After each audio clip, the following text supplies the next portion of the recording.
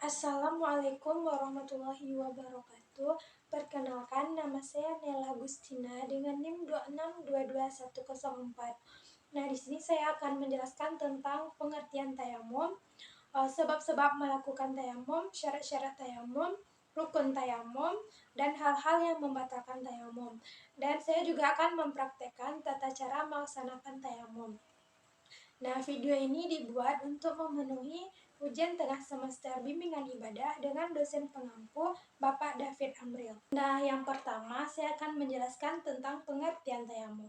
Secara bahasa, tayamum berarti kesengajaan, dan menurut istilah, tayamum adalah mendatangkan debu yang suci sampai ke wajah dan kedua tangan sebagai pengganti wudhu atau mandi wajib yang disertai dengan ketentuan khusus. Nah, jadi dapat disimpulkan bahwasannya tayamum adalah pengganti wudhu atau mandi wajib yang tadinya harus menggunakan air bersih digantikan dengan menggunakan tanah atau debu yang bersih. Nah, yang kedua yaitu sebab-sebab diperbolehkannya melaksanakan tayamum. Yang pertama, tidak ada air, tetapi kita telah berusaha mencarinya di sekeliling kita, tetapi kita tidak menemukannya, maka kita diperbolehkan untuk melaksanakan tayamum. Yang kedua, air tidak mencukupi karena jumlahnya sedikit. Nah, kita telah menemukan air, tetapi jumlahnya sedikit, sehingga tidak mencukupi untuk melaksanakan wudhu atau mandi wajib. Nah, kita boleh melaksanakan tayamum sebagai pengganti wudhu atau mandi wajib tersebut. Yang ketiga yaitu air yang ada hanya untuk minum. Nah, kita ada air, tetapi air itu hanya untuk minum karena jumlahnya yang hanya cukup untuk minum. Apabila kita menggunakan air itu untuk berwudu atau mandi wajib, maka kita tidak dapat minum atau memiliki dampak juga kepada diri kita. Maka kita boleh melaksanakan tayamum. Yang keempat yaitu air berada di tempat yang jauh yang dapat membuat kita telat melaksanakan sholat. Nah, air itu berada di tempat jauh sehingga apabila kita pergi ke situ untuk mengambil air, kita telat melaksanakan sholat. Nah, dalam hal ini kita juga boleh mengganti wudhu kita dengan tayamum. Yang kelima, pada sumber air yang ada memiliki bahaya. Nah, apabila kita pergi mengambil air, kita mendapatkan bahaya atau seperti adanya peperangan. Apabila kita pergi mengambil air, bisa jadi kita dibunuh atau kita kena tembak. Yang keenam yaitu sakit atau tidak boleh terkena air. Nah, apabila kita sakit, seperti sakitnya luka bakar yang parah, apabila kita menggunakan air, maka penyakit kita akan semakin bertambah atau memarah. Maka diperbolehkan kita melaksanakan tayamum sebagai pengganti wudhu atau mandi wajib. Yang ketujuh yaitu dalam perjalanan jauh. Nah, apabila kita melaksanakan perjalanan jauh, apabila kita berhenti, kita misalnya ketinggalan kendaraan yang kita tumpangi, maka kita juga diperbolehkan untuk melaksanakan tayamum sebagai pengganti wudhu. Nah, yang ketiga yaitu syarat-syarat melaksanakan tayamum. Yang pertama, menggunakan debu atau tanah yang suci, tidak mustakmal, tidak bercampur dengan benda lain. Maksudnya, apabila kita melaksanakan tayamum, harus menggunakan debu yang suci, debu yang tidak terkena najis. Yang kedua, menyapu muka dan dua tangan dengan 2 kali. Nah, kita melaksanakan tayamum dengan menyapu muka kita sebanyak 2 kali dan tangan kita sebanyak 2 kali. Yang ketiga, hilangkan najis terlebih dahulu.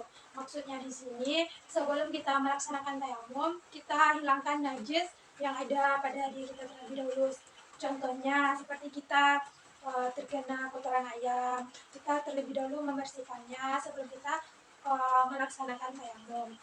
Nah, yang keempat, masuk waktu sholat. Maksudnya di sini, apabila telah masuk waktu sholat, maka baru diperbolehkan kita melaksanakan tayamum.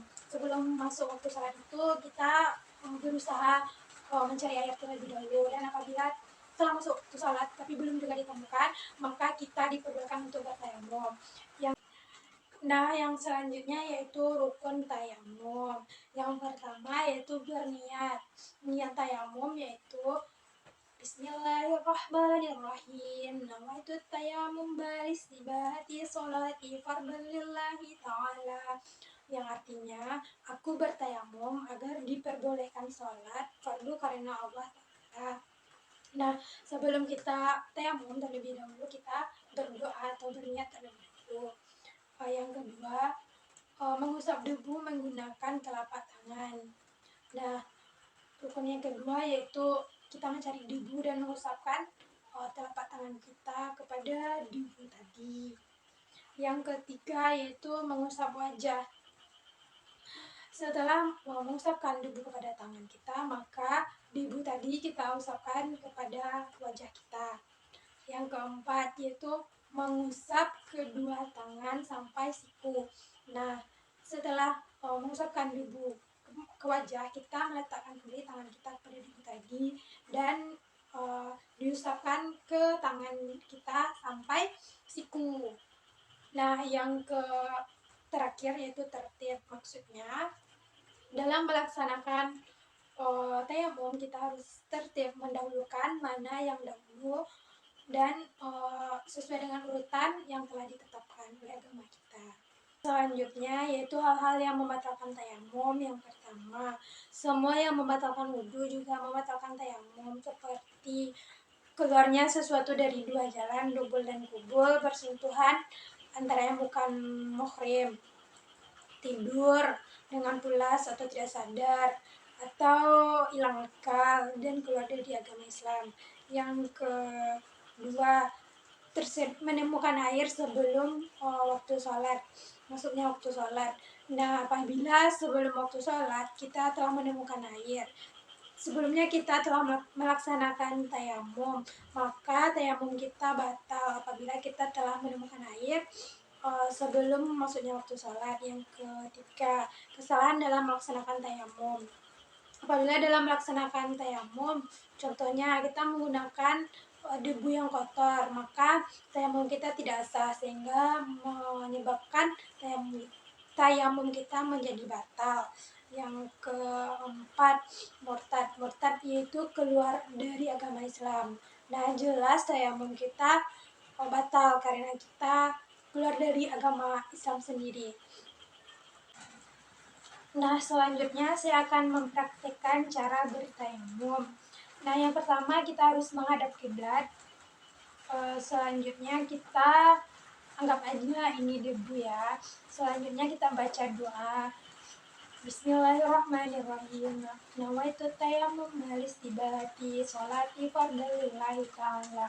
Kemudian menempelkan kedua telapak tangan kita ke atas debu tadi. Kemudian ditepuk-tepuk seperti ini atau ditiup supaya debunya tidak terlalu banyak.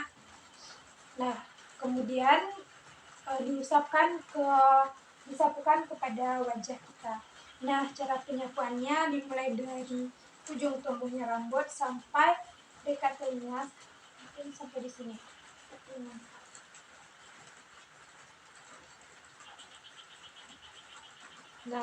Selanjutnya kita tempelkan kembali atau letakkan kembali tangan kita ke atas debu, ditepuk-tepuk atau ditiup kembali.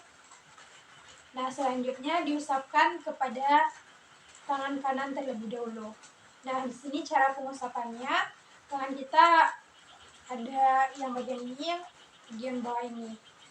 Yang bagian ini diusapkan seperti ini, sini. Kemudian dibelah begitu pun berikutnya untuk tangan kiri ya seperti itu juga.